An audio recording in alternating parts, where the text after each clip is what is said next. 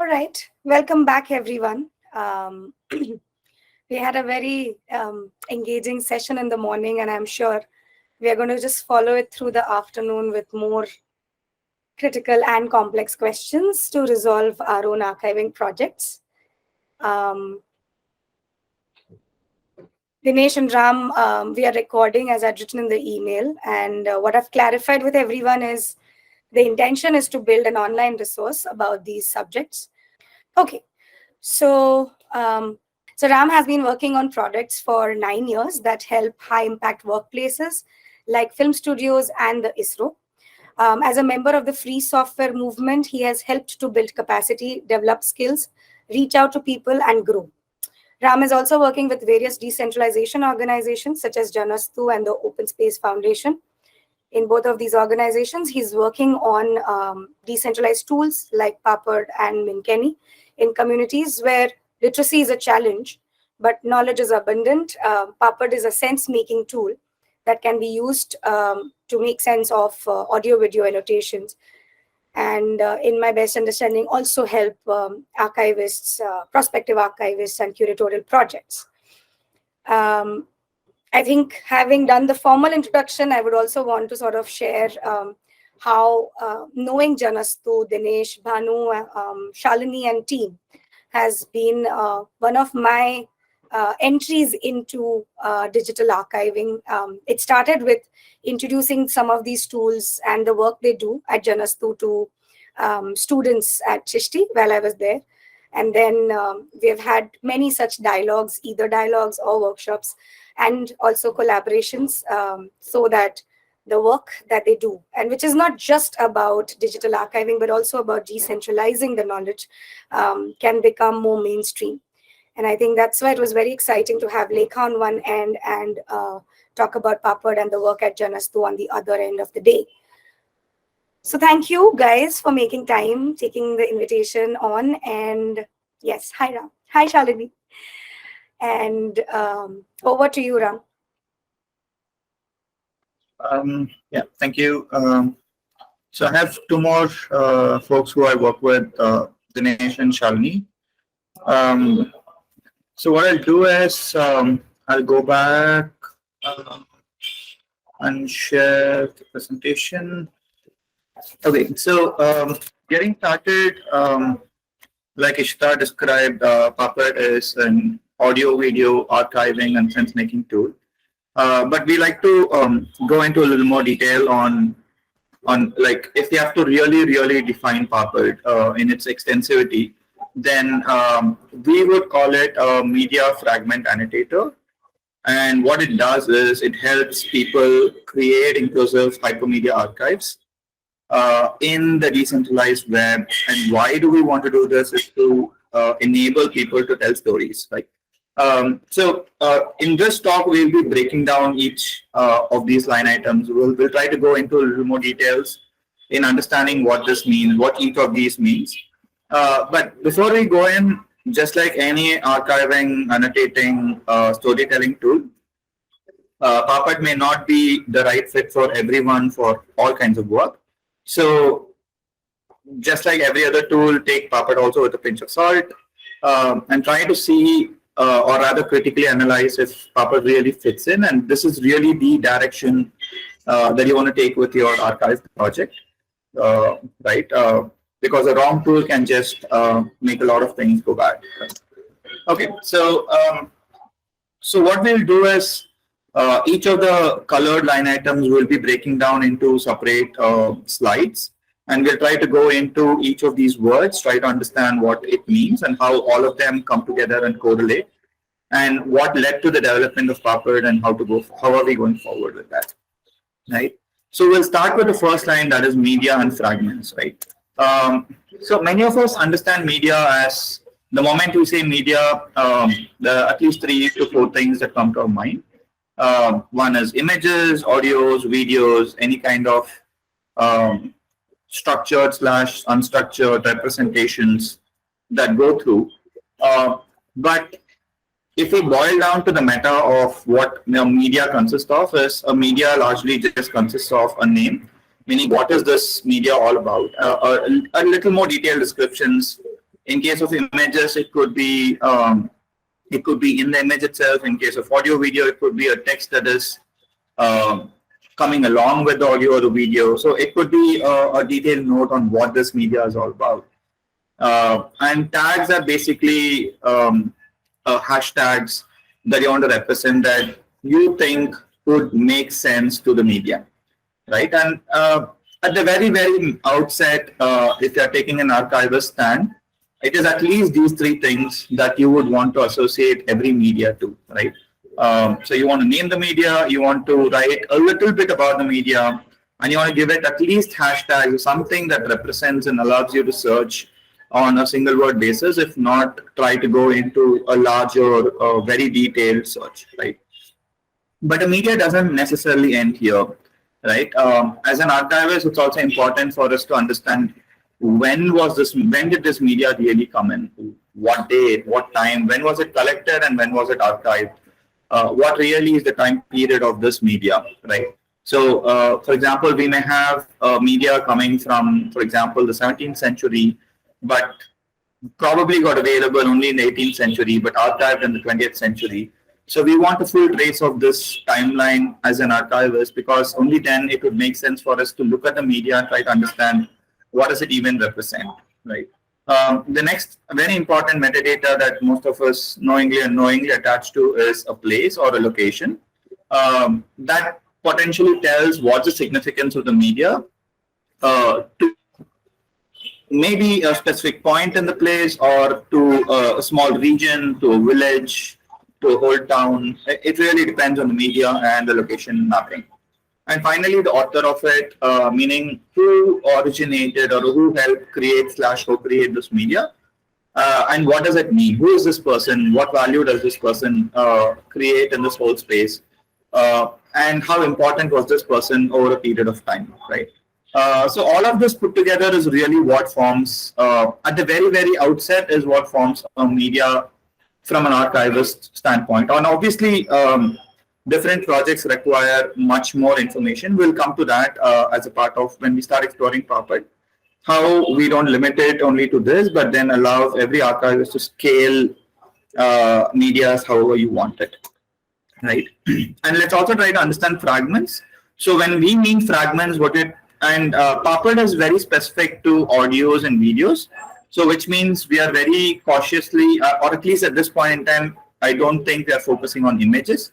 So from now on, when I mean media, I am limiting the definition of media to audios and videos, right? So in this context, when we mean fragment in a media, what we're talking about is a part of the media. It could have a start and end time. It could be, you can say, from the 30th second to the 90th second, right? Is what I'm talking about. So that's what we mean by a fragment when we talk in the context of media, right?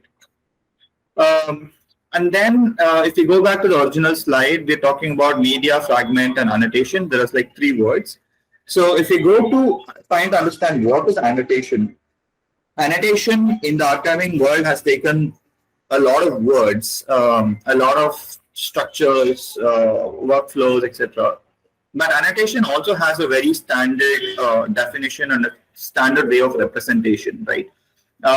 So in the standard definition, it's just that anything, any content that you see on the web or otherwise, to which you say, I am talking about this part on this target, and this is what I'm trying to say. So when you create a target, and you tell something about it, and you correlate the target to what you're trying to tell, that's potentially an annotation, right? And annotations can just exist in multiple forms. It could just be verbal annotation, for example, a comment that we make about a movie or a scene in a movie, or something nice that we felt in a song, and we want to listen back to the lyrics of that 1 minute or so in a music or song.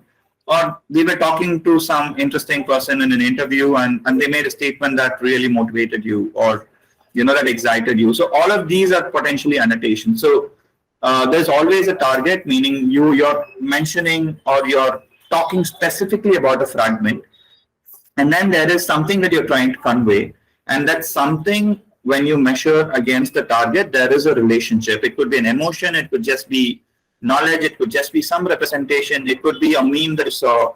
So these three things is when you connect is really what forms an annotation. And in the internet world, annotation is a standard, which means there is a standard way in which communities and tools projects represent an annotation, which also will come. I mean, we'll go into the tech a little down the talk. I'm just trying to get the basics and the definitions right so that we are all on the same page when we do the exercise. Okay.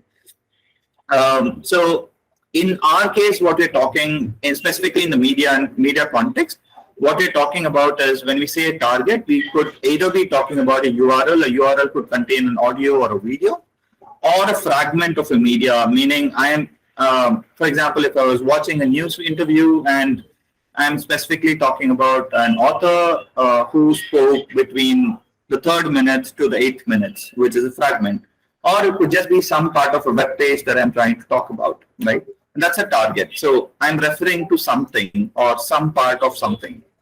And the body is potentially how I represent what I want to express.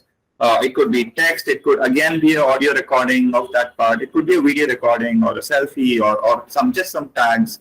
So all of this is potentially what constitutes a target and a body. And annotation is basically the correlation between the target and the body, right? So, and if we go back to the original slide again, we're talking about this word called inclusive. Inclusive is quite a complex word, especially in the archivist community. Inclusive, the word at least inclusive takes a lot of definitions. So we wanted to set our definition right when we mean inclusive. So one, we're talking about 3 genres or personas of people. First is the people who we call as not literates. These are people, and because our core work is on oral archives, we tend to look at oral archives as knowledge. And if the moment we start looking at oral archives as knowledge, the immediate question is who cannot contribute to oral archives, right? We can put literacy, for example, who cannot contribute to text archives is a lot of people, right? Not everybody is illiterate.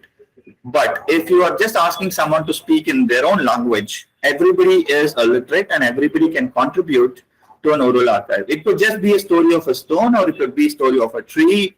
It could just be how a road came up in a village, or it could just be about how they struggle for water. It could be how the first street light in the village made a lot of people go to school. It could just be anything, right? All of these are stories. All of these are knowledge. Knowledge again takes various definitions. It could be meaningful knowledge. It could just be historical relevance or representation. It could just be about a local ecosystem that exists. Now, the most important question is that we started asking when we started building Papad is where do we put a line to knowledge? Like, meaning, how do we define who cannot contribute to knowledge? And our definition is everybody should potentially contribute to knowledge, right? There are multiple examples that made us take this decision. For example, if you go to a village, I mean, I think yesterday or day before, so when we found a random new flower, I think Dinesh can narrate this better probably. And then we had to cook, and one of the villagers who saw the flower out of the blue found a banana stem, mixed the two, and made a delicious dish. And to the villager itself, it was just the first time that they made it, right? It's not like they even knew a recipe. It's not like they watched a YouTube video to make this dish. So the question really remains is this knowledge or not? And to us, this is knowledge, right? So when we talk about knowledge, we're talking about anybody who can narrate something or showcase something is knowledge. Anything that is verbally tellable or visually showable is knowledge. Now, keeping that definition as who can contribute knowledge, we believe everyone in the world can contribute knowledge. Literacy is not a barrier to contribute. But what after you contribute? Let's say you have recorded an audio, you've recorded a video. What happens after is really the bottleneck. And that is where people with little literacy or low literates can come in, who can potentially interact or work with people who are able to contribute knowledge and bring it up, maybe just upload it to some Instagram channel or YouTube channel, or it just could be a small Google Drive that they maintain. It could be whatever. They start recording it and then they start uploading it to somewhere.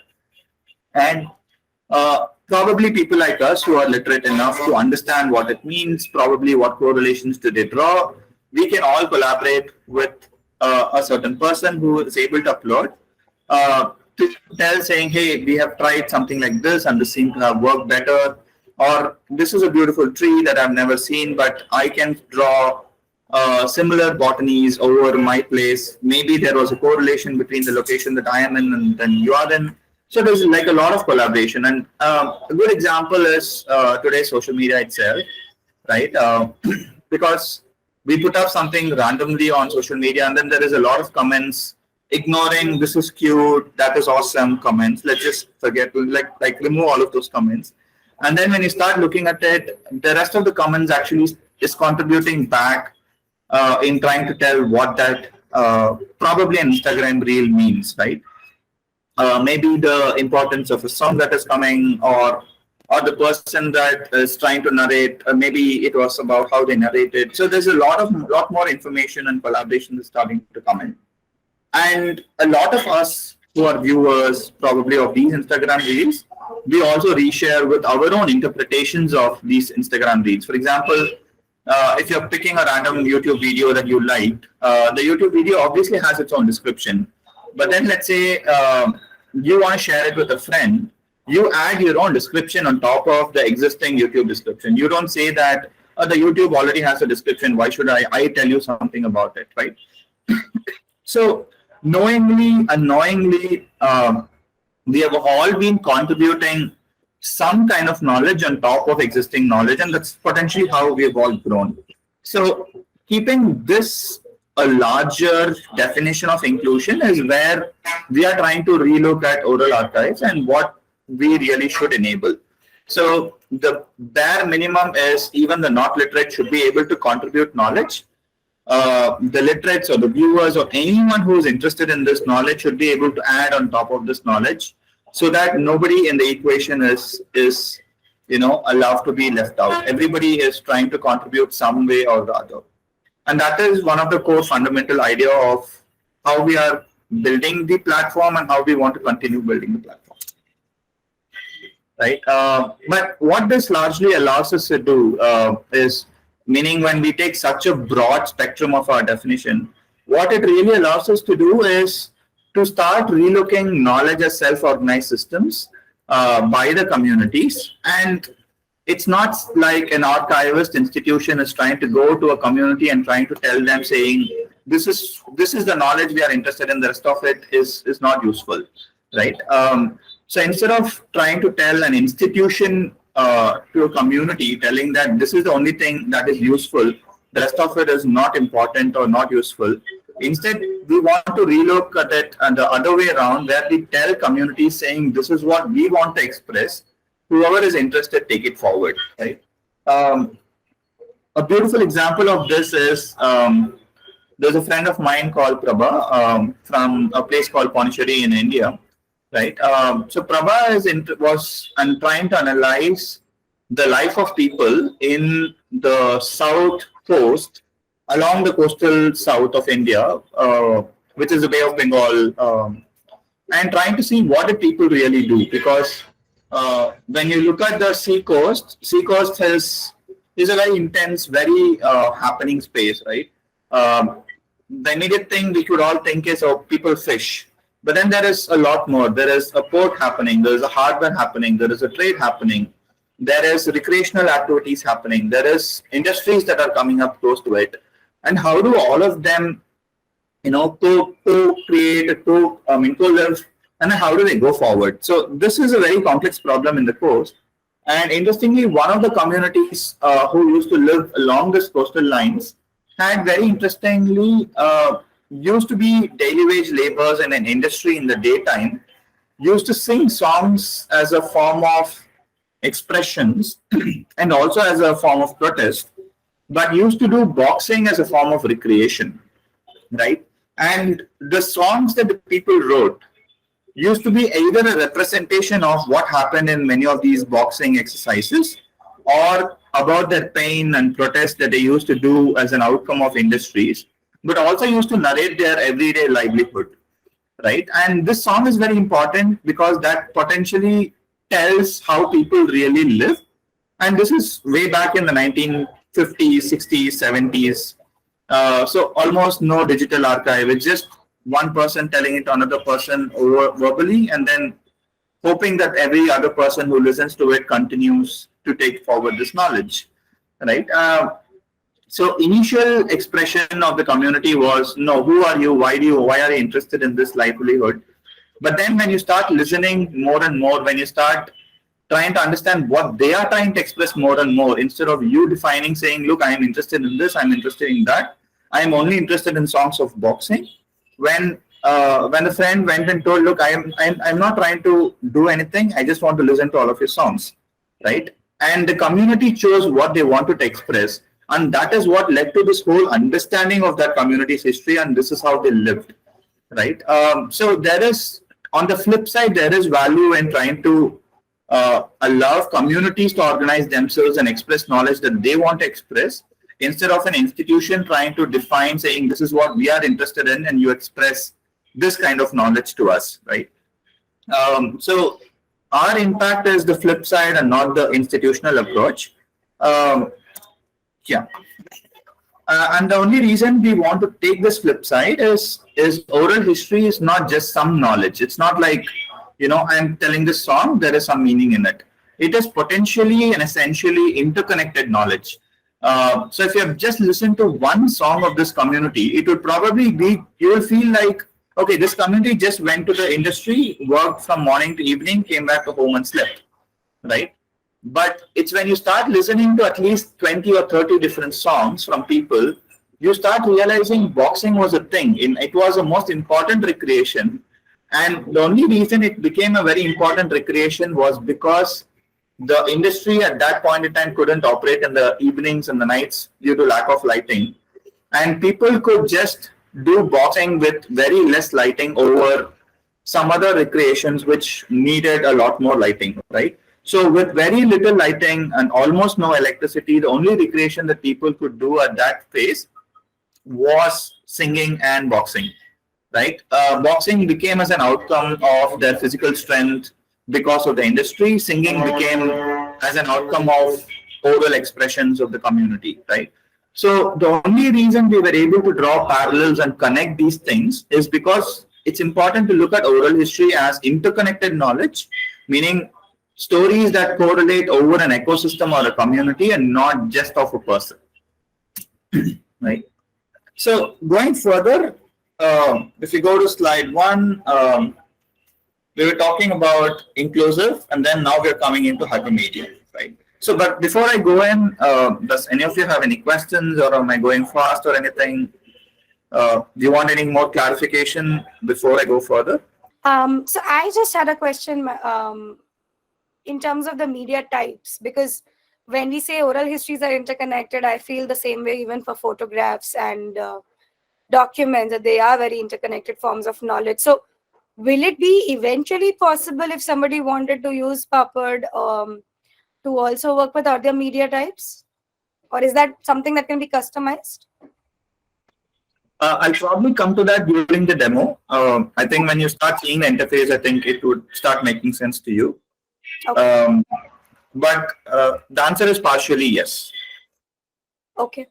Now, given the definition of oral history, given the definition of who we want to contribute and who we want to define what they want to contribute, we want to relook at a technological stance on how or what allows people to contribute. And the internet has already made this happen. And what we call as internet in the technology world, we call as hypermedia. Hypermedia is basically anything that is text or image or audio or video, right?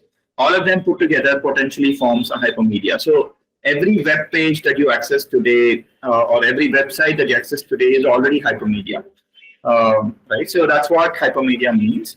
But the advantage of doing hypermedia is it allows us to be web enabled.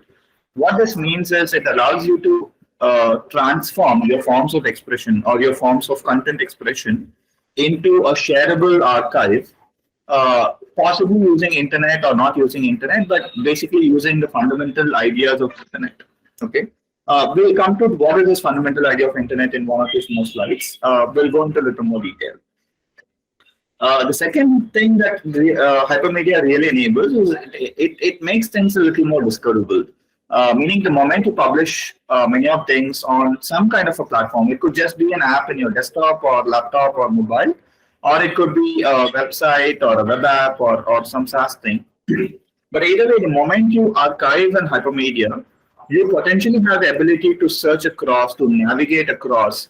It allows you to break it down, merge things up. The possibilities just start growing up.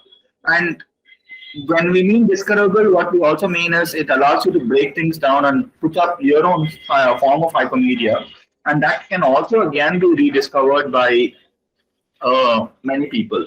A good example of trying to understand this is, for example, if there is some YouTube blogger or someone who gives a political comment or just a news update over news, and then someone tries to listen to this and then tries to break down what this news means, right? Is a good example of trying to take a narration and then someone else trying to re-narrate the whole thing.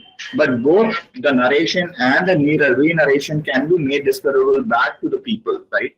So it's not necessarily just that expressions are one-way. Expressions can be multifold and multi-way, and that's really what hypermedia enables us to do. And third note is hypermedia allows, yes, there is one form of hypermedia that allows probably big corporates to take controls of how things have to be expressed, etc. But at the same time, it's also hypermedia that allows us to build tools which need not be owned by the corporates, but tools that can allow communities to own themselves, to govern themselves, and to grow by themselves, right? And that's the most interesting factor about hypermedia. The internet, as we know today, is almost controlled by a handful of big companies. But the question then is, what if a community is internet away, meaning they do not have access to the internet? Does it mean that they are not even allowed to express something over hypermedia, right? And the moment we say no to that, we are basically saying that almost 50% of the population is not allowed to express the knowledge that they have or the history that they have just because they are not internet enabled, right? And all we really need is fundamental digital literacy, and not necessarily the intensity and the extensivity of the internet that we have today. But what can we do about it is again an alternative approach that Genesto is taking in terms of what we're talking about. So let's try to break down why this is a problem. And if you look at the last 2 points, that is the core of the idea on why we don't believe internet as a solution, right? One, very obviously, many of us, whatever country we reside in, would have faced some or the other form of internet shutdown already by the governments for good reasons, bad reasons. Let's not debate on the reasons. But fundamentally, the question that remains is internet shutdown possible and controlled centrally? The answer to that is yes, right? So, and if you also try to look at the history of marginalization, it is usually the people in power who have access to shut down the internet, and the people who are marginalized who have no power to fight against that, right? So, which means if you are to allow an inclusive expression of people, it cannot be the platform itself cannot have the power disparity that would just like that at the switch of a button shut down people from expressing whatever they want to express, right? And especially when we start looking at this from the oral archives perspective, it becomes a huge issue, and it's a very fundamental problem for us to address. So that is one. And two, from the very Indian context, I'm pretty sure these numbers are similar in other countries also, meaning other developing countries also. But in India, at least, the cost of using the internet for every GB, depending on the provider, is almost about 8 rupees to 19 rupees, right? And the poverty lines definitions in India is almost at 45 rupees per day. And we are expecting families that earn 45, 50 rupees a day to spend 19 rupees of that earning on internet just to use 1 GB or 1 gig of internet just doesn't make sense, right? The finance just doesn't add up at all. Uh, I mean, many of us would have felt that post-COVID, digitization has made such a tremendous breakthrough. Almost everyone is starting to have access to digital devices. Many of them are on internet. The reality is not necessarily true, because even though we are seeing an increase in access to digital device, or any kind of digital devices, what we have really seen is increase in digital device came at the cost of the communities losing a lot of things that they owned as assets. Right? It could be as small as a community that a family that sold 2 cows just to buy a basic smartphone, versus a community that had to give away the land or labor just to buy a laptop. Right? And if you are keeping digital devices as a measure, yes, there has been an increase in digital device. But if you look at the increase in digital devices came at what cost, it's not necessarily an increase, right? Because now we have disabled the community more in trying to have access to internet. Because to many people, at least in India, the cow or the land becomes a very fundamental and everyday source of livelihood. And if you are having communities who have lost it out, then we are basically saying that these communities cannot further afford internet on a day-to-day basis. Right? COVID possibly forced many of them to take hard choices. But if we start trying to look at it post-COVID days or even the pre-COVID days, these numbers just tell a very different story. Right? So this also means we have to, but this does not actually mean that internet is bad. What we are trying to argue is the way the internet currently is really what is going wrong, right? So what we're talking about is carrying forward the ideas of internet, but not carrying forward the current way the internet is. And then how do we build a platform? What does technology now mean? What does oral archives now mean, right? And with this interpretation of internet and technology, what we are very clear is we want communities to own and archive their own knowledge. And they should be able to do this without having to have access to internet, but just having access to digital devices, right? But at the same time, if a community feels like they want to express themselves beyond them, they should have the ability to grow and collaborate at their own pace, right? For example, this is a very interesting aspect for us. Today, at least with the advent of all those YouTube reels, Instagram reels, we all feel like, we have to keep posting. We have to keep posting. I know a lot of my friends who just go to any place and say, hey, I want to click a photo for my Instagram. I want to make this first for the Instagram reels, and then I'll start living in this space, right? Which is okay for a few people. Like, I have no comments on that. But we cannot expect communities to share knowledge at this exact same pace, right? We want communities to take their own time. We want to allow communities to choose what they want to archive and knowledge. And we want communities to choose when they want to express it out, right? And that's what we mean by the flip on. We want to have more access controls given off to the community instead of institutions trying to control what they have to express when they have to express. But at the same time, once an archive is made, how do we allow communities to control and own it instead of an institution trying to control it or start dissipating on how controls around it has to be established? So what level of community controls to be established? Now, if you are asking me honestly that is Papad able to do all of this? Possibly no, because Papad is relatively a very recent development experiment that they're all doing. It has been being ideated on a long term across many communities.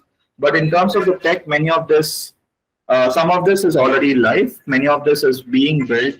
We'll run through when we go through the demo. But what is important for us to understand in terms of Papad is not some website where you create an account and you use the tool, right? Papad is a tool which, if you want to create an account and use it just as a web tool, Genestu does host a Papad instance, but if you have to be truly independent, what we say is, look, you don't need Papad, the Genesto's hosted Papad instance.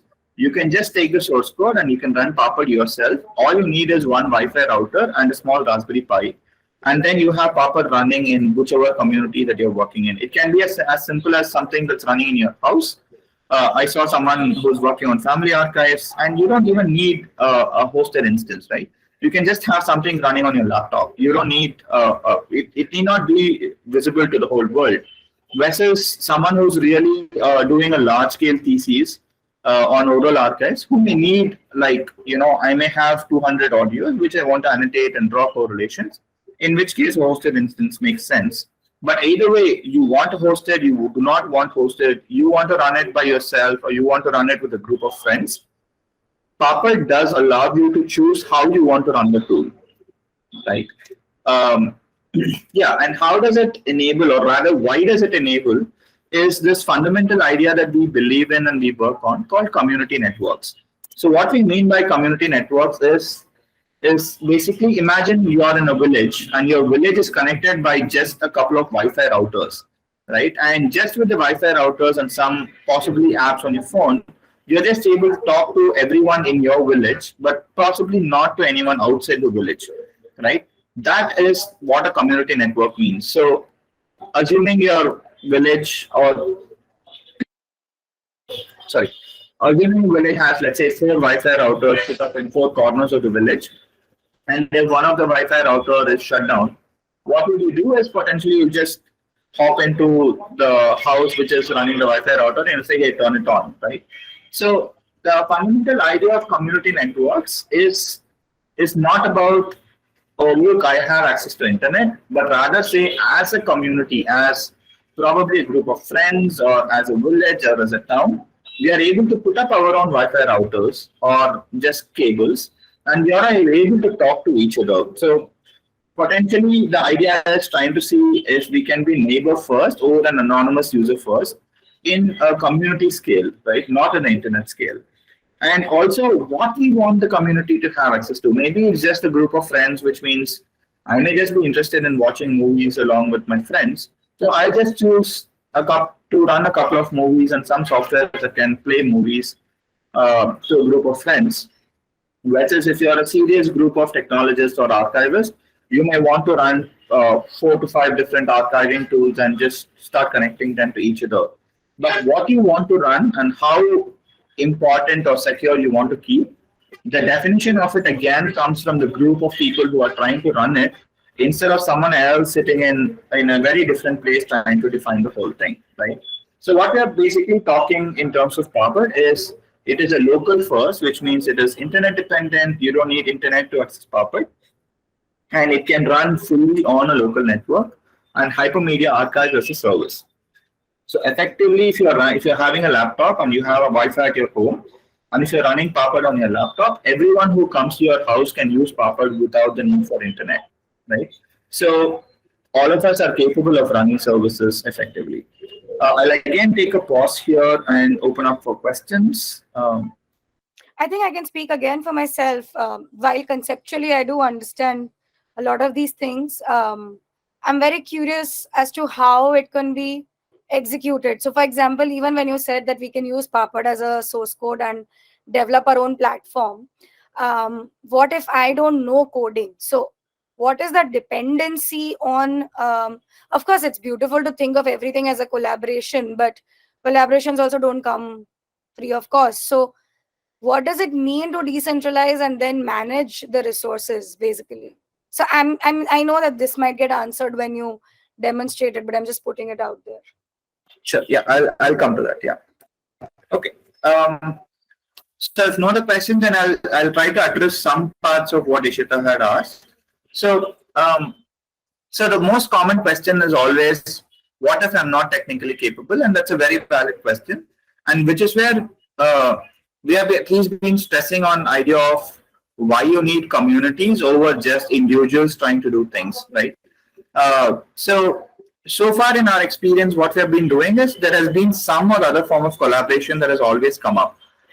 For example, there is a small community in a place called Chanpatna, which is trying to archive historical health of the community, meaning before the days of paracetamols, how did people treat fever, for example, right? Um, Before the days of sugar tablets and insulins that we have available today, how did people deal with sugar? And the stories and answers to many of these are given up by like 80-year-olds, 90-year-olds in the village. And this is done by a group of health workers, or the community likes to call them as health navigators. And none of them are, I mean, yeah, some of them have a smartphone, and they know how to use hardly like one or two apps, right? So in such scenarios, what we have been able to do is some of us have tried to take some time to initially enable the community to learn how to do it. And right now, I think this community, at least it's been a year since this community has started to use it. And now they have started to tell us saying, hey, look, I found this issue in your tool and I want this fixed, right? This is probably a super enabled community right now. Also because they saw value in the work that they're doing and they wanted to express. But that also leads to the other question of what as a community is not necessarily interested. Which again leads back to the question of if you're just an archivist and trying to archive something about a community who's not interested to share it with you, what would you do is essentially what we also have to do, right? It's important for us as archivists to understand two fundamental things, at least from my perspective, right? One is not everybody can do everything, and two, if a community is not interested in archiving something, confidence building takes the most crucial part over archives. Now, to address the first problem, our approach so far has been is we will collaborate with the community and we will do the initial handholding on enabling the community to, kickstart themselves, feel confident about themselves. But the approach, the second problem is purely a very hyperlocal approach. There's no standard answer to it. You have to figure out how the community would trust you, and then we have to take efforts for communities to trust. Right? In some places, it has happened in like 2-3 months. In some places, it has taken probably a couple of years. We just let that flow happen. On the technical side of things, I'll come to it. We have a demo session. We have some hands-on plan for all of you. We'll come to it then. But if I have to give, again, a very verbal answer, or my stance at least, that's how my approach has so far been with communities. If no other questions, what we'll do is we'll jump into demo. I'll start with showcasing what are some very fundamental things. And then I'll probably give out a couple of examples or some simple archives to all of you. And we can all probably sit together, annotate, and try to ask questions on how the tool works. And that, I think, should help all of you understand what Papad is and help you decide if Papad is the right tool for you folks to explore. Does it sound okay? Yeah, that should be fine. Okay. So for the demo that I'm talking, I'm going to be using this URL. It's a simple Papad instance that many of us have hosted. And it's something that we are also starting to work on, meaning many of our oral archives, we are slowly starting to upload here and start annotating here. So before that, we had a very local instance, but we wanted to do a couple of demos to many of like folks with like you, and we're starting to slowly post out something. So what I'll do is I'll start showing some very small thing. I'm not sure how many of you know a band called Castless Collective. So this is a small music band that is there in Tamil Nadu. Tamil Nadu is a place in southern part of India. And they primarily sing songs about the life of marginalized people, right? And I've just taken like 4 or 5 of their songs. It's nothing very intense, like very basic fundamental songs. So these are the 5 different songs, then I've written something about it. So I'll pick one of these songs. So one clarification I want to give is the UI is a little messed up. We have fixed it, but I don't know. I probably after this call I'll just have to update the code a little, and this small the issue on the overlay should be sorted out. There's just some design issue that just went crazy. So the fundamental of Puppet is what we call as a group of collections. A collection is almost just like a logical name or a logical grouping of your archives that you want to keep. Right? A collection by itself is not like a very harsh breakage or harsh line that you draw between medias, right? So it's just a name, and if you have to, like for example, create a collection, you just give a name description that just makes sense to you, and you decide is should this be public or private. What it means to be public is if you're a not logged in user, can you see the group and annotations, or should you only be given explicit access for you to have access? And how this translates to a community ownership is when a community is independently running an archive, they don't have to care about this whole idea of public, private, and all of that. They can just start uploading. Some of them in the community can start annotating. But for example, when you start expressing it to the outside world, then comes the idea of how do I have access control? What do I publish? What do I not publish? Right?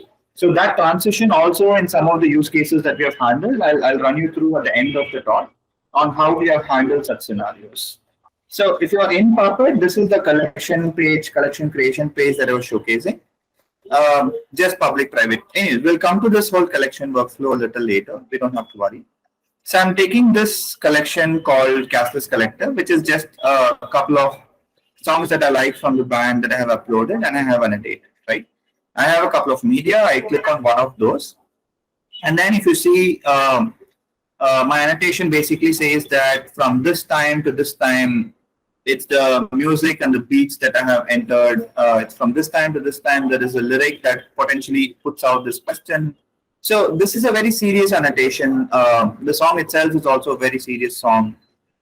So the song basically traces through the life of a sanitation worker, what they do versus what is the kid of the sanitation worker, what's the question that they are asking to this us as a society, right? So I just try to take it down. I just try to break it down and put it out. But largely, what this at the very outset, if you remember in the first 2-3 slides, we talked about a media having a name, a small description, just a couple of tags that try to describe what it is. We have the author, we have a date. Obviously, what is missing is it has a name of the person who has uploaded it, but it still doesn't have the name of the person who actually created it. Right, and that's an open problem. We will come to that in a minute. And then we have the media itself, which if I click, will probably start playing. Right, and this is just an audio, so you may not see a visual, but you can already see that there is like about another 4 minutes. You can say I want to start from this time, which is 54 seconds, and up until this time. And this is what we call as a fragment, right? The 54th second to the 1 minute 45th second is what we mean by a fragment. It's a media fragment. And to this media fragment, I want to annotate. So what it means to annotate, what did we understand about annotation is there is always a target and there is always a body. And then there is a relationship, right? So in an oral archive world, the target is potentially this time frame. That is the 54th second to the 1 minute 45th second. The body is potentially what I want to tell about this fragment, right? Which is what I have written in the right side. For example, it will be dark and my depth, and the depth will even pull my leg, something like this. What is the correlation that we are establishing is we have taken a tag-based relationship establishment approach, right?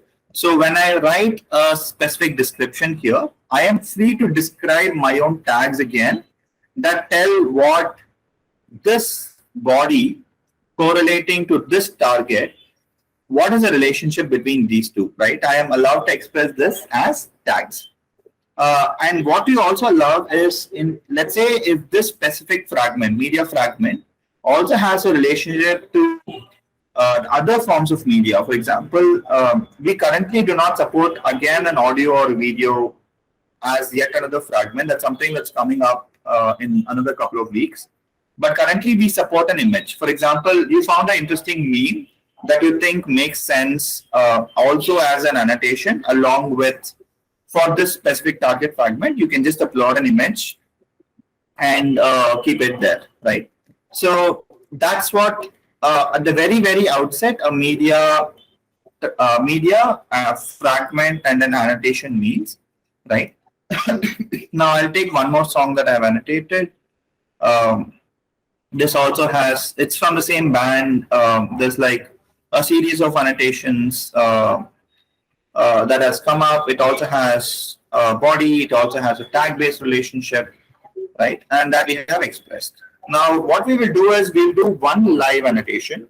So I also have this dummy collection that I have created just for the demo purpose, which has no media or anything, right?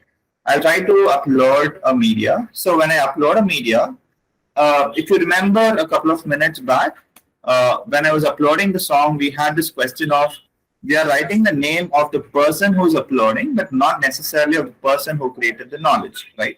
So we will go through both the workflows. Currently, the first workflow we'll see is a workflow where we are not documented the person who created the knowledge, and the second workflow we'll see is with the person, with documenting the person who created the knowledge, right? So I'll see what songs I have. So how many of you have heard the recent Gugu Mark from Wednesday? I'll just say Gugu Mark song. Maybe just say amazing song from Wednesday. That gave the world the beautiful Adam's dance, right? It's just a random thing, but when you start looking at it purely from your archives, you'll have more serious things. And I'll slowly come to more serious archives. I don't want to take something serious and along with the tool. So Google, Mark, Wednesday, series, Netflix, is a couple of tags that I want to tell about this song, right? And then I just click on upload. It's gonna take some time to upload the whole media, and then we should be good. Yes. So if you see the song has been uploaded, I can play the song. I can start it. I can end it. I can annotate it. That whole workflow comes in, right? Let's try uploading a simple video. Maybe I'm not sure if I have any videos. Let me check. Yeah, something small.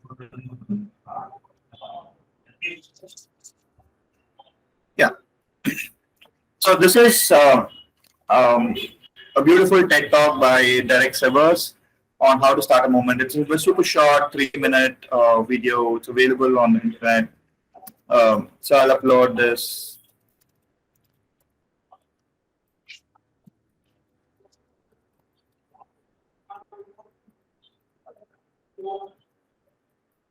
Right? We'll say movement or TED talk, whatever. And just say upload. I'm really sorry, I'm on a mobile internet, so I think it's taking some more time.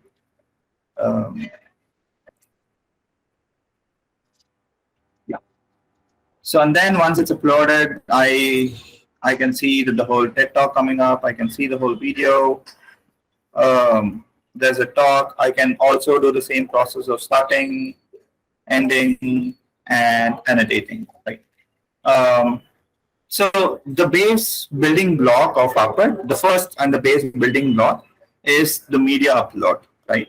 But if you remember, we were supposed to do 2 different workflows, right? One is documenting the original author and not just the uploader. So the way Papad allows you to scale is, by default, Papad says, yeah, I need a name, a description, and a reference to get you uploaded. But that doesn't mean that if you are a much more experienced archivist or you think you need much more metadata, Papad does allow you to have more metadata. So all you have to do is go to settings, and then you have to say add custom question, right?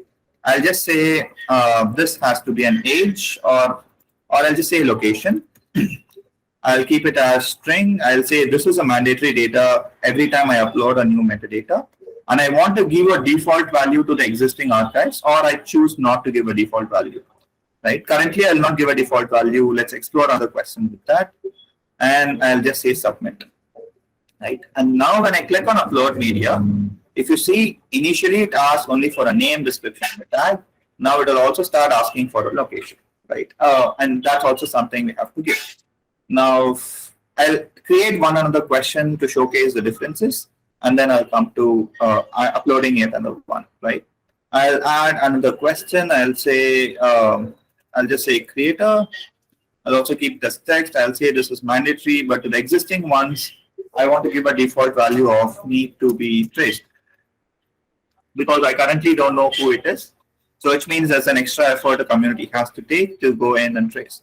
And I'll say submit, and there are 2 questions now, right? So when I click on upload media, it does ask me 2 questions. Now the beauty is, before I upload another one, when I open an existing one, you can already see the location did not pop up, but the second one to which I gave a default value has already popped up in existing media, right? So what we are working on right now is, so currently many of the analysis we do does not consider this metadata, but we have already started to bring out many of this metadata in tracing through, in trying to understand what any of these archives mean. And hopefully in another couple of days or weeks, we should also have a much more powerful usage of these custom questions. And then when I upload a new media, now let's say I'll re-upload, I'll see what media I have, something small, not heavy. Yeah, there's also Beach House, again from Wednesday.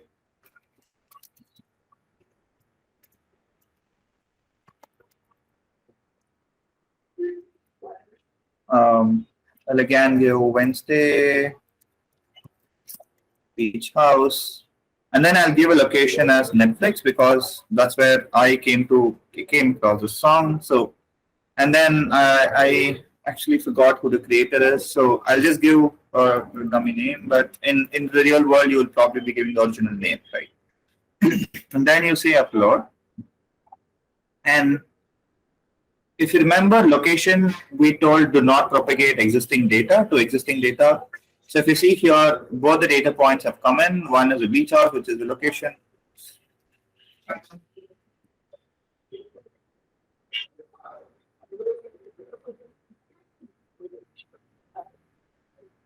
I'll open it again. So we are seeing beach house, we are seeing Wednesday, both the data points. Versus in some of the existing things, we only see one data point, right? So Papad currently allows you to, that's what when I mean, you have an archive. Papad lets you set up your archive the way you want it, while enforcing certain very basic fundamentals, but at the same time not as restricting you in defining how you want your archive to be, right?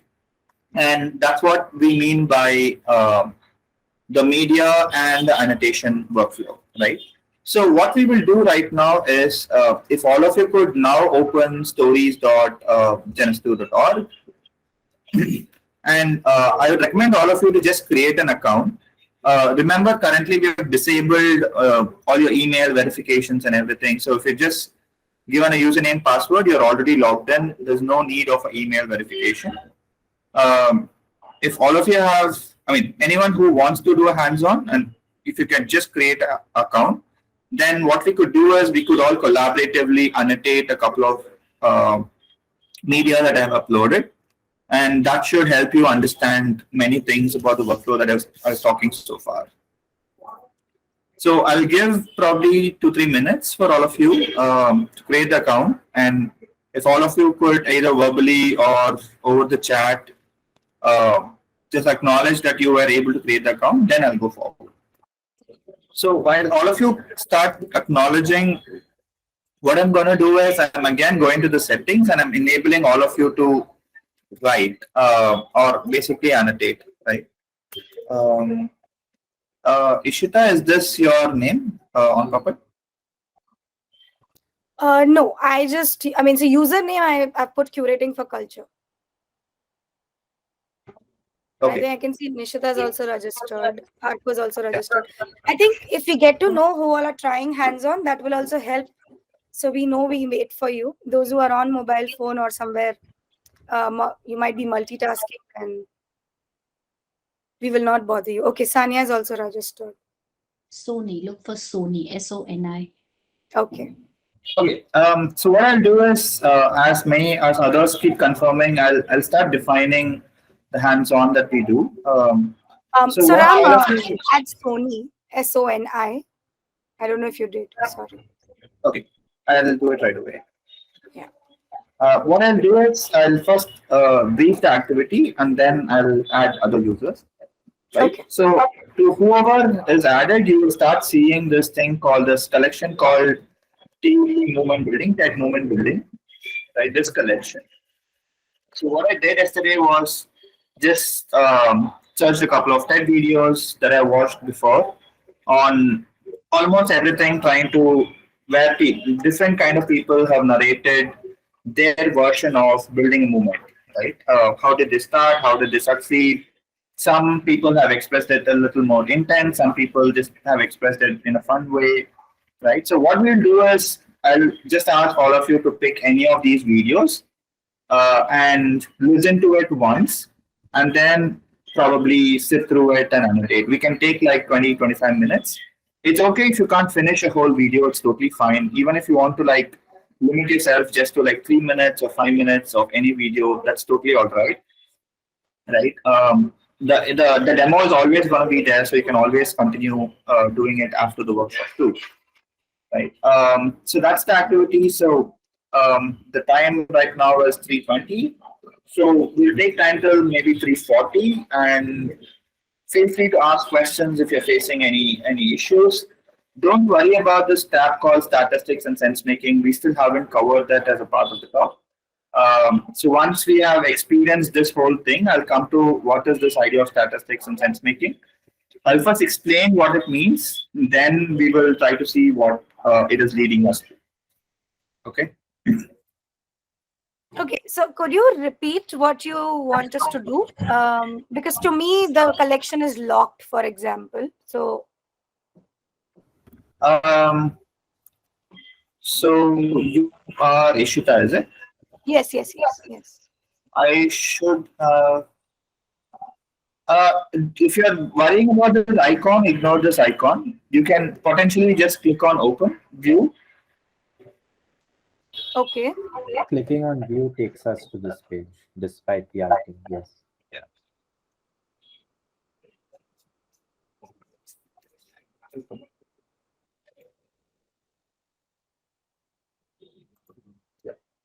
So just click on Open, and then you should be able to play the video, select the start time, end time, and annotate. So I would say pick every video. We'll stick to maybe first 3 minutes of the video, uh, and then let's just try to see if one or two of you can just.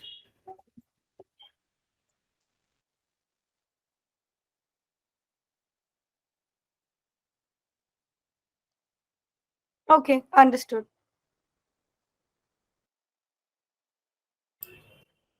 Hi, Ram. I'm I've yeah, I've typed across the annotation, but I'm not able to upload it for some reason. You have typed in an annotation, but you're not able to upload, is it? Yeah, I can share the screen if that's easier. Yeah, sure. Can you share this?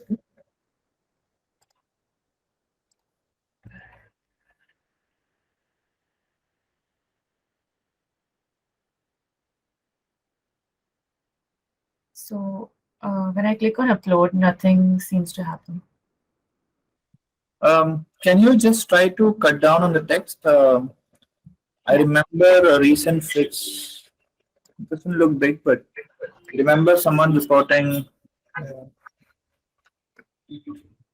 I don't think it's much. Let me Ram, check. I have a similar issue. Okay. So this is a very small, it's just 2 words along with a GIF, but I'm getting a 403 status, bad request. Okay. Can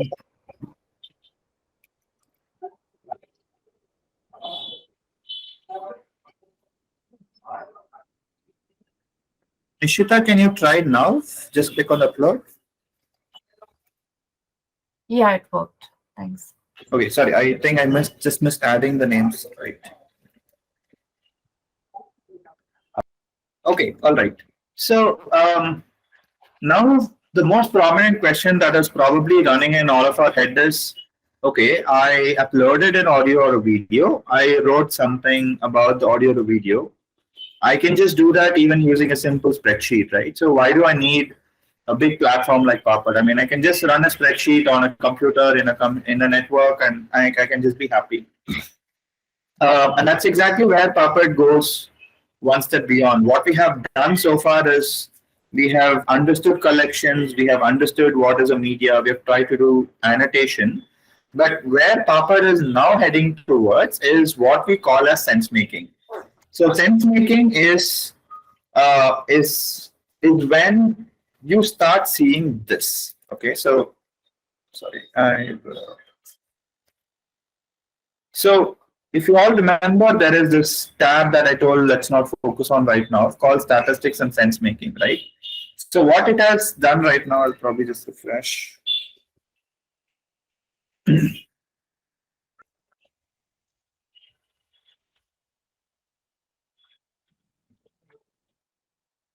Okay, so in this case, I think all of us have looked at it very differently. So what it has currently thrown out is there have just been so many tags that have come out, but Papad has not found relationships between many of the tools. So I'll show you the other collection that I have been annotating, the Cashless Collective collection, right, to help you all understand. So in this, when you go to sense making, again, remember I've only put in 3-4 audios, and I've only annotated 2.5 audios, right? And Papad has already started to draw correlation, saying that every time the Cashless Collective band has sung something about disparity, they have also talked about the idea of togetherness, and they have talked about disparity in the case of violence. But at the same time, they've always talked about it in the sense of togetherness. And I think somewhere I've just added video, probably because I thought these were video songs. But this is slowly starting to draw these conclusions for you, right? And then you see here that they have referred or used or sung about caste more prominently. You can start realizing them from the size of the icons. But this is what Papad is able to do with just 2-3 audios and very fundamental, super quick annotations. Now, when you take a good archive, so which I'm coming to.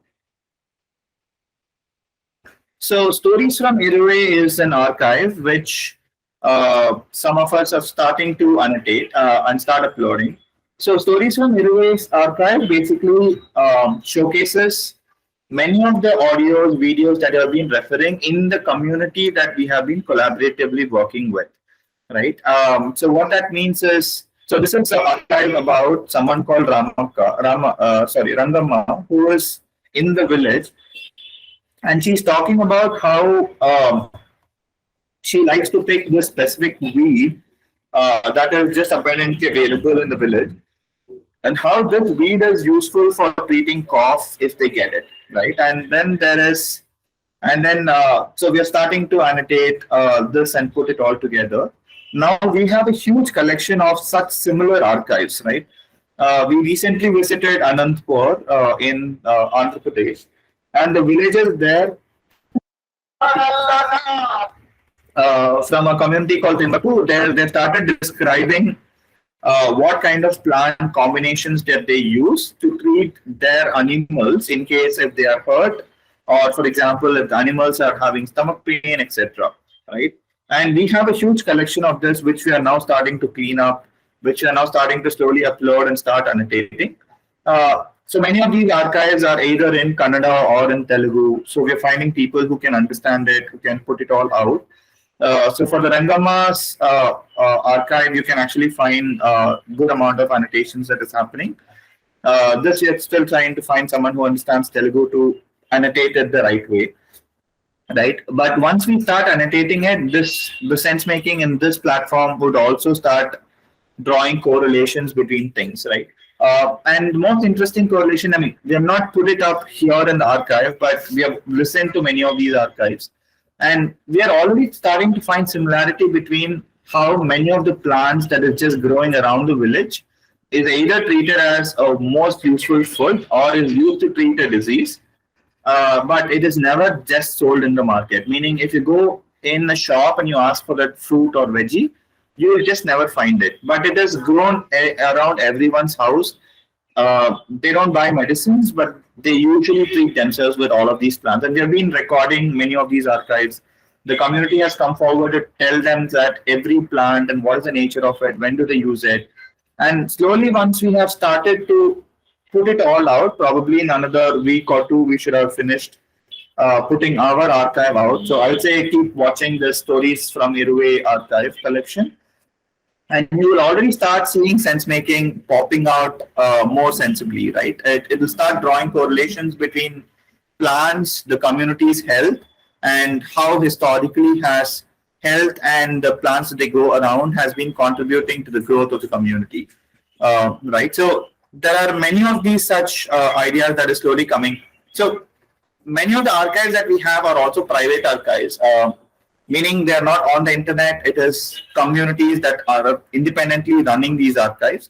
So if any of you are around in Bangalore and you want to visit some of these communities, we can just like take you around to many of these communities and show many of these features in the community. So we are starting to prepare this public archive for people like you to use it, to visualize it, to understand it. And hopefully in another couple of days, we should have a good solid archive to showcase as a demo, right? So summing it all up, what we want to tell is Papad is a fully free and open source software, which means it is developed by members of the community. So all of you, if you're interested, are willing to contribute. Again, you do not have to be a technical person. You don't have to know programming. We honestly need a lot of help in terms of design. This is something that we lack so badly. It could be user interface design, user experience design, or it could even be something as simple as telling us what kind of things don't work.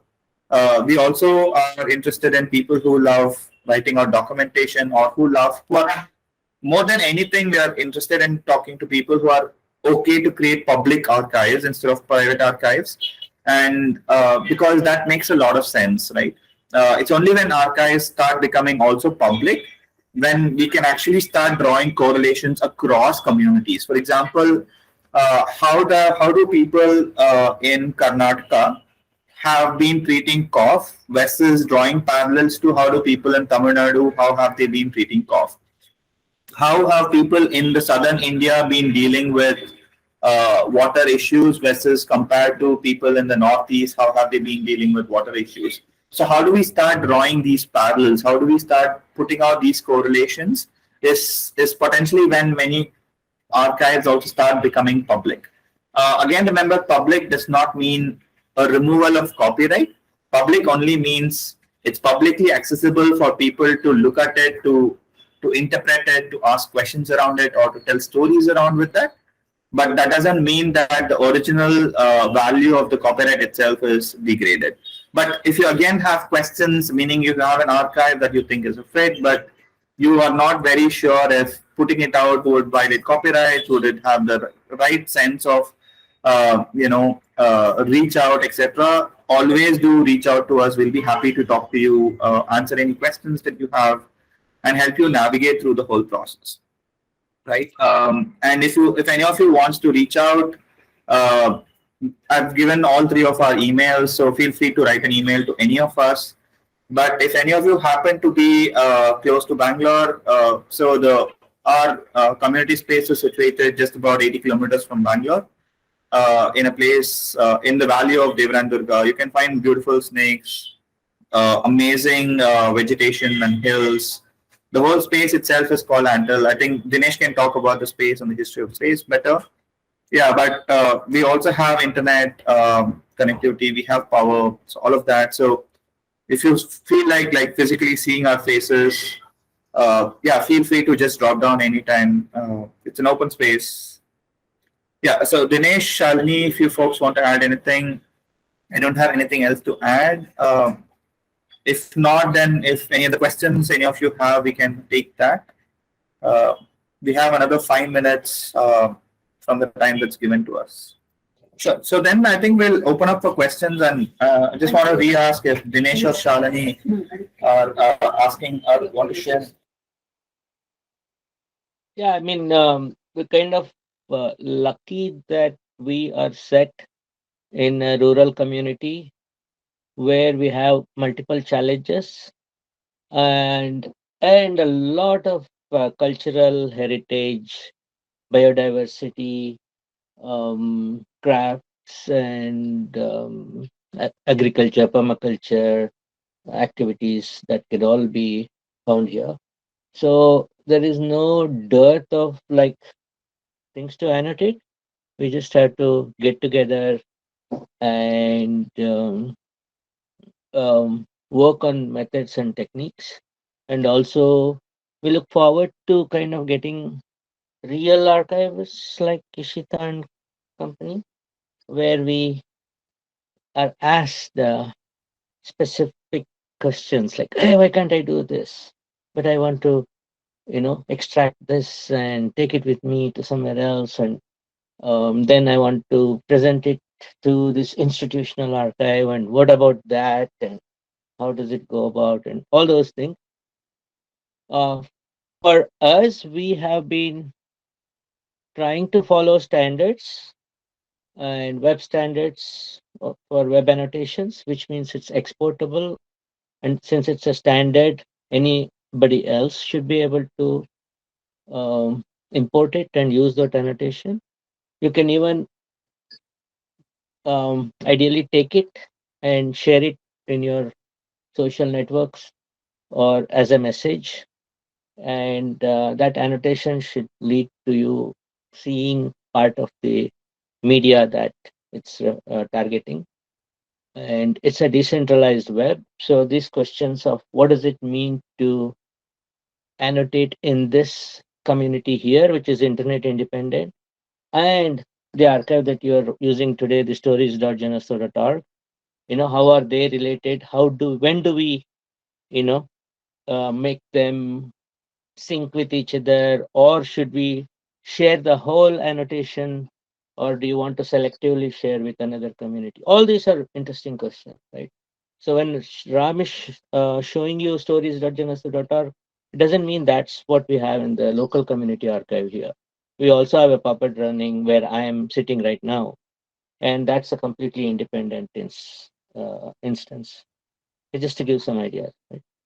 So, Ram, I'm not very sure if the question got addressed about other forms of media.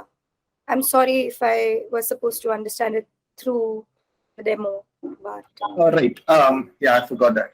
So, in terms of the archive itself, the Papad is going to be limiting to audio and video. But in terms of drawing correlations as annotations and drawing parallels, they're going to be supporting image, audio, video, text. But the core archive itself is going to be audio, video because that's what we are basing it on.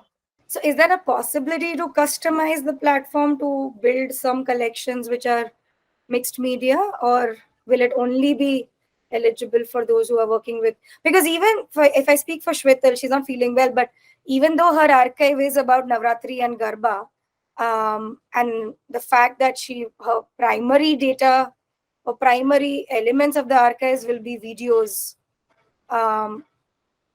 she is expanding the archive by looking at old photographs or documenting the saris. Even when we're thinking about songs that were sung in Navratri, we were discussing if they need to be translated and hence they would be written down, apart from being captions on the video. So there is a lot of merit in looking at archives as spaces where different forms of media come together, because the correlations get tighter and sometimes really complex. What you see in an image and what you hear, there might be disparity over there, and that's what you leave the researcher to further investigate or meet the communities to understand. So I'm coming from that space. It's not so much about only one form of media, but really the richness that one would want to work with. Um, so, so if you, on a personal take, I think it is possible. It's not a technical limitation. So it's honestly just how the product or the platform itself has to scale. But then I want to go back to Dinesh and Shalini internally and see. Uh, One is there's also human resource that needs to be invested in building it, and two, there's also a time frame on what we have to finish and build. Right, so it's really not a technical limitation. It's purely a human limitation.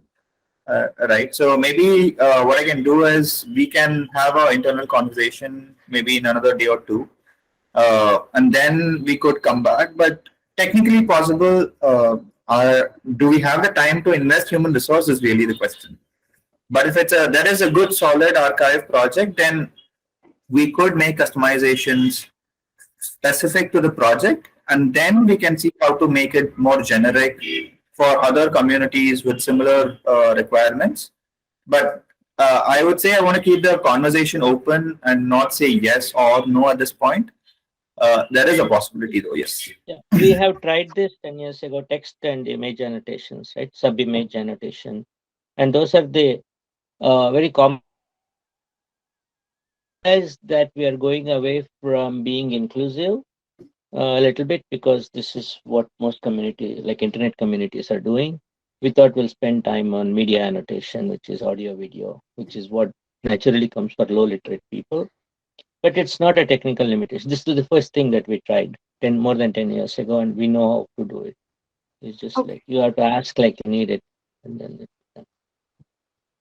Right.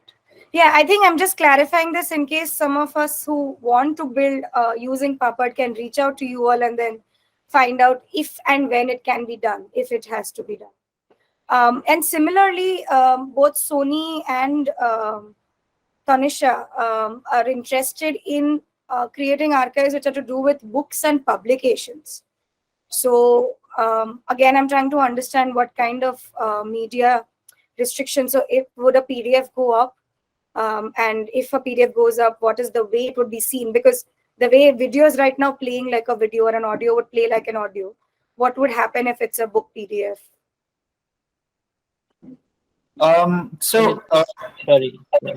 If you know Yeah. Hypothesis, have they played with Hypothesis, which does a wonderful job of media PDF annotations and all that? Sorry, is that another HYE. platform that you're suggesting? I'm a little lost. Yeah, it's not a decentralized platform, but its Hypothesis is one of the first Okay. platforms. Yeah. So just check it out. And they're also like our first initial collaborators. And we kind of again noticed that a lot of people are doing annotations and services for the peer-reviewed journals and that space of very literate, very uh, textual thing. So there were a lot of tools that were out there. So we started creating this, dropped off the thing. Set. We started attending to the low literates first, the rurals first. That doesn't mean that these are not possible. And if you look at it and say this is what we want, we can work out. It's a matter of resources, like Ram said. Then if you have resources, we know how to do it, right? So yeah. Right. Okay, I have lots of Ram, questions. go ahead. Sorry, you were saying something. Yeah. Okay. So yeah, I mean, I was saying that I have lots of questions always about digital platforms, but I also want any of the participants to indulge if they have concerns about how they could use this platform. So what I wanted to ask was, like for instance, certain archives could be about, say, family narratives, and the usage of photographs, for instance, or video clips, or in interviews, blah blah. Now, does the site expect permissions to have been acquired in advance as a requirement? I mean, that's just understood, right? That's one. And secondly, can other people comment on the? I think this question may have been asked earlier, but can there be interaction with the public? And is there a possibility of having additional information? So suppose it's a family archive, then other members of the family could, for instance, add on a particular memory. So those are two questions I have. So to answer both, yes, you can add. So just like the same process that I followed, you would potentially have some Papad, and then you would add all of your family members into a group, and everyone can comment, right? So the only limitation is you may have to be added to a collection for you to write, and that's a very cautious decision, because if some of these archives are kept publicly and we allow anyone to comment, then it becomes like a social media where most parts of useless information also gets thrown in.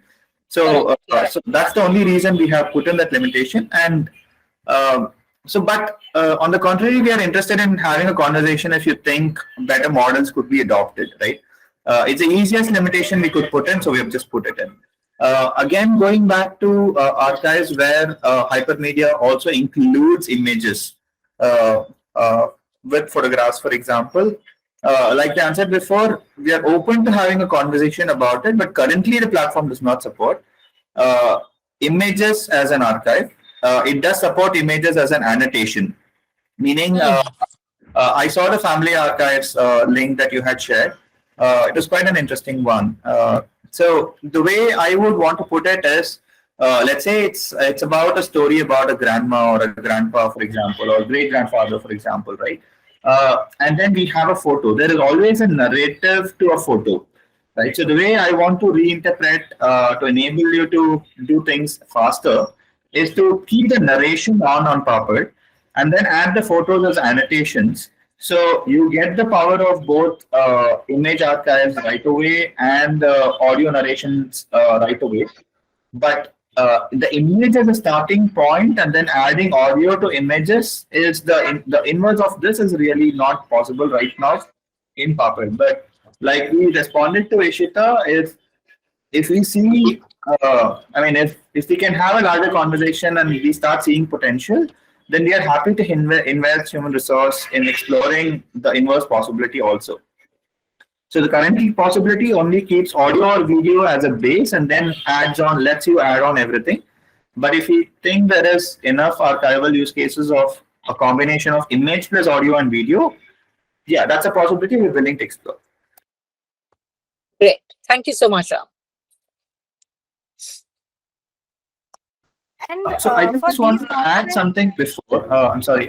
So Ishita had a question on PDFs and text, right? Just adding on to it, to what Dinesh told. So there is yet another project that we have been working on called re-narration, right? It may not necessarily be an archive, but what re-narration potentially does is it lets you take, for example, an article on the internet or a book and lets you narrate a story of your own about that article or the book, right? So an archive plus annotation model is exactly what we're applying to re-narration also. But what we're allowing is to people to express what they think about the whole thing, or rather how would they would be telling it to someone else about the same thing. Or would they just choose a different language alone, or would they choose completely different words, right? What kind of hyperlinks would they start establishing is another project that I think is getting started. So Dinesh and a couple of other folks from Genesto are starting to work on it, right? So apart from hypothesis, I think re-narration may also add a strong value in specifically the textual space. Yeah, I think there's a very interesting for archivist aspect of re-narration.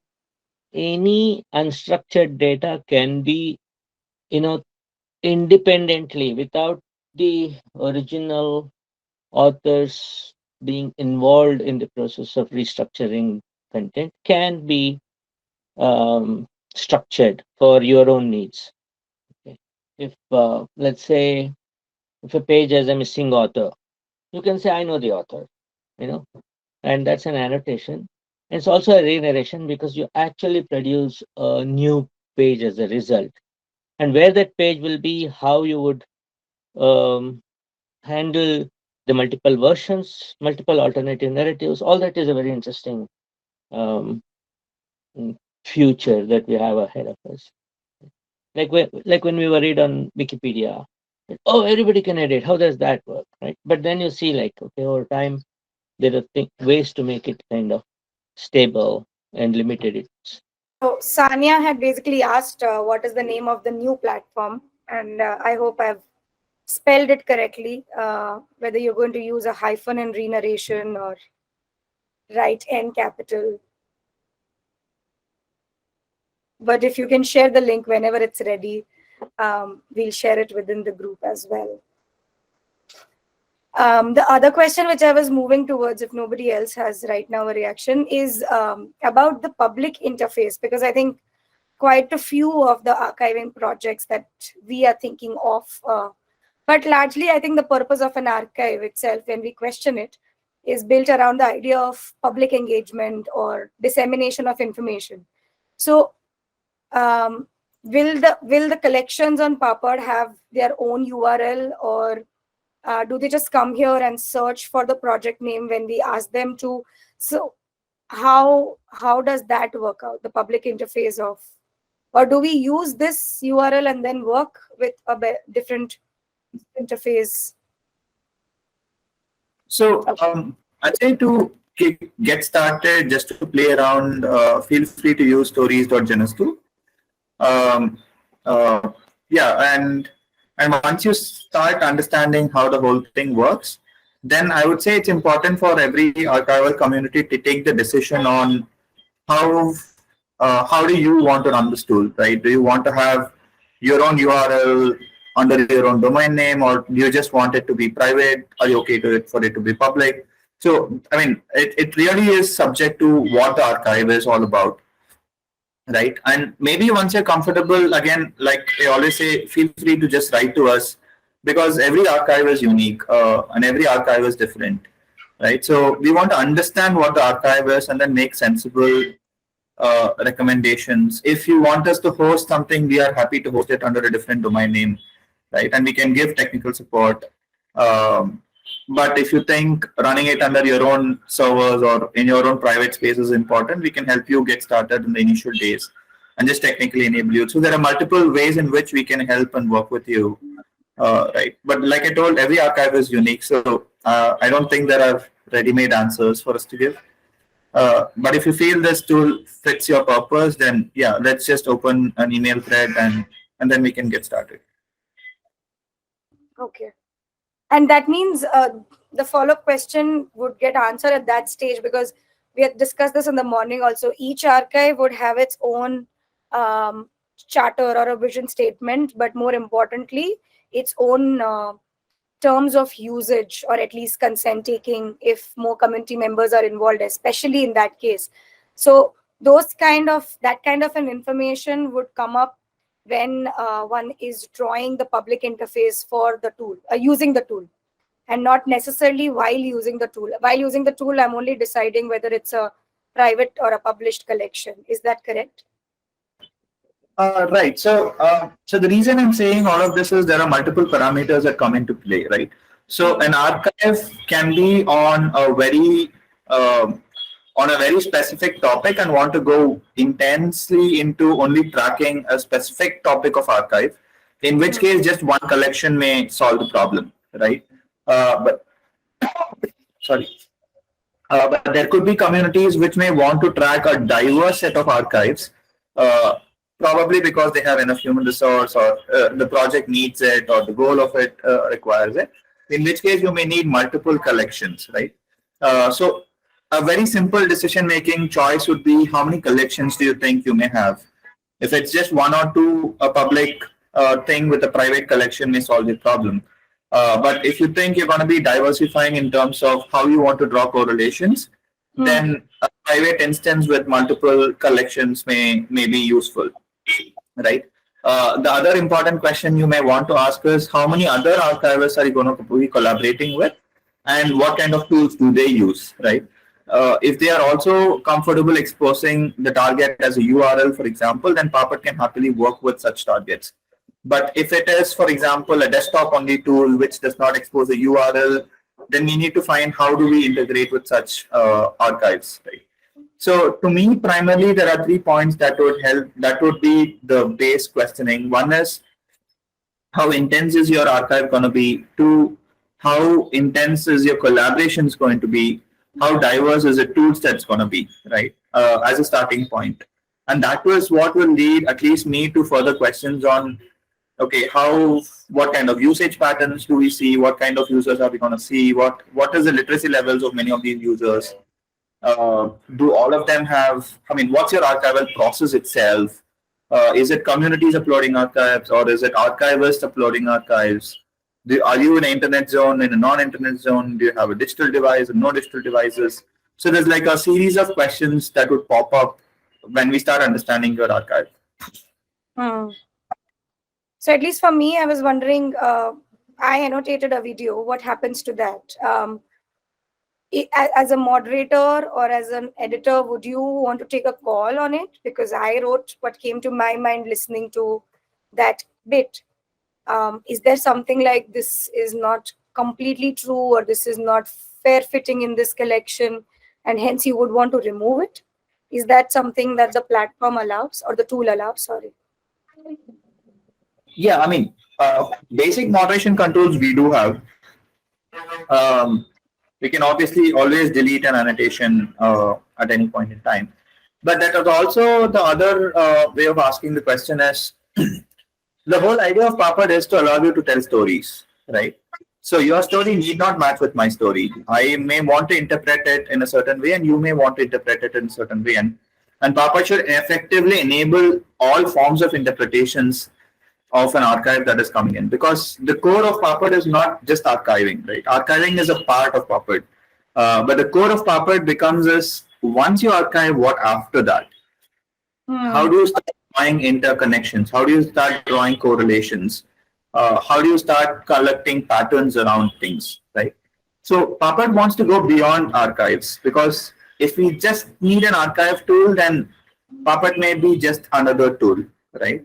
But if you want to start making sense out of things, if you want to start doing much more beyond archives, then that's where the power of Papad starts coming in, right? And in the whole area of sense making, we're still at a very early stage. There's a lot of, for example, we have still not gone into the essences of natural language processing of annotations and trying to start drawing automated parallels and correlations, right? So all of the current correlation sense making is primarily based on tags. So we want to slowly move to text. We want to slowly move to image-based correlations. We want to slowly move towards other hypermedia-based correlations. We want to start slowly moving towards other platform-based correlations, right? So in terms of intensity of correlations, what parallels do we draw? How do I express a story? Do we need yet another platform to express it? Let's say there are multiple stories that are starting to arrive out of an archive. What kind of tools should be built to allow you to express these stories, right? So it takes a very different direction on storytelling and community archives over a very traditional core archivist perspective. I had a question. I don't know if it's been covered earlier, but is it those annotations, can they be in different languages? I mean, is it possible to do that? Papad itself does not limit you by languages. As long as your keyboard supports a language, we are okay with it. Thank you. I think one of the things I noticed was after you make an annotation, so the annotations don't show up based on at what part of the video they were made, but as in, so I annotated a part of the video right in the beginning, but it shows up at the end of the list. So essentially, it's more like based on who is commenting, I mean, annotating when. It's a list that gets populated in that sense. But I thought, I don't know. Now that I think of it, it is probably intuitive. But but initially, I found that a little counterintuitive. Yes. So, currently the annotations are very sequential in nature. So Right. what we are trying to change it to is time-based display of annotations, meaning instead of sequencing based on when it was created, we want to sequence Right. it based on time that it was annotated against.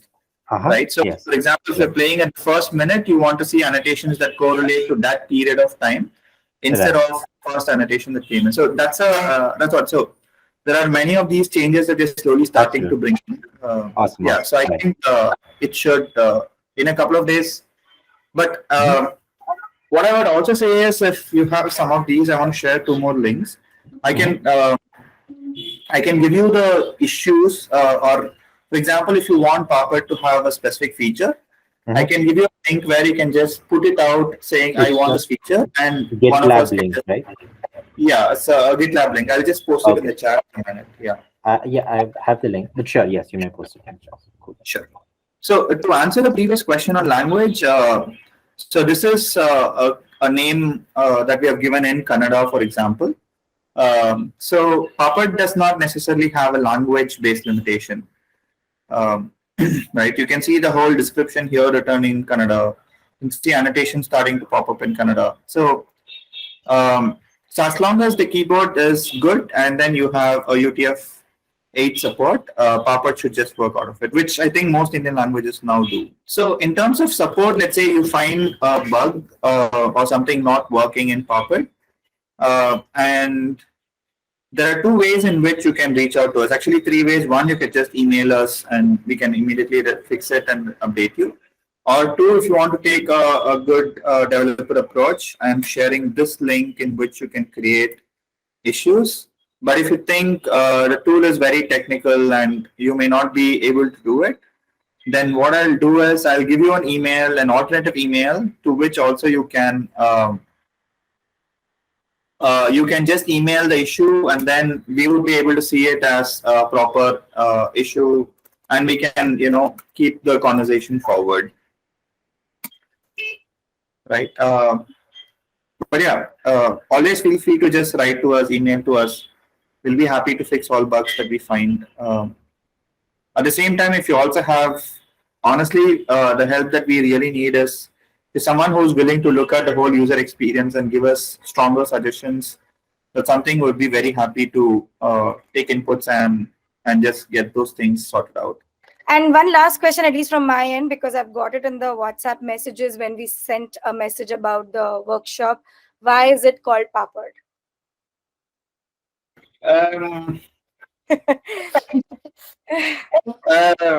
We honestly don't know. I think it was just a nice name at the initial days. But we are also internally, just about 2-3 days back, we were having a conversation on renaming the project. We don't have a new name, so currently we'll continue with the name Papad. But yeah, hopefully very soon we should have a more sensible, relatable name to the project. How do you like Janapada? Janapada is a very generic word, Dinesh, so that's the thing. Right. In fact, just because you said this, Dinesh, and Ram, are you guys even thinking about wanting to make this platform more and more visible, or is it something that works only when it's known or shared communities who have similar, at least, value sets?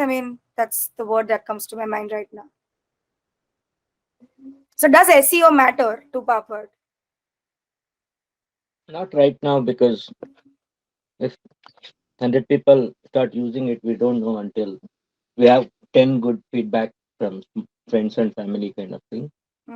So that's what I feel, but Ram might be.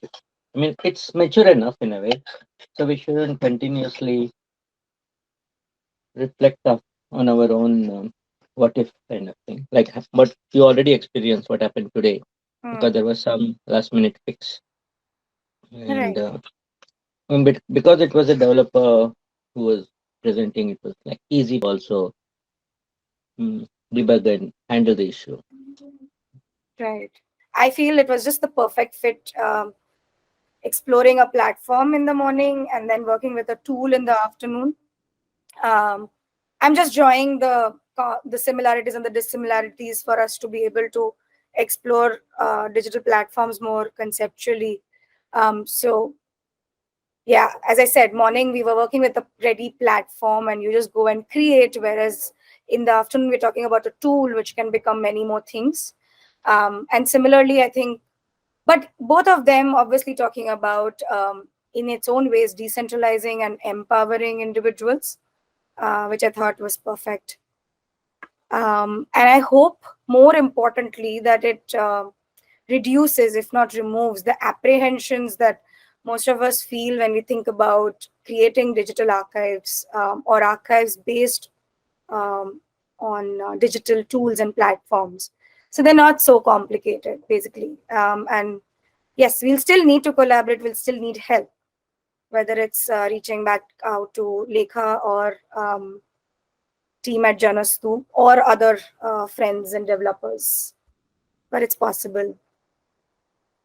So with that, thank you so much, Ram, Dinesh, and Shalini for making time, and Ram for this very comprehensive presentation, which explains the process and the values as much as the application itself.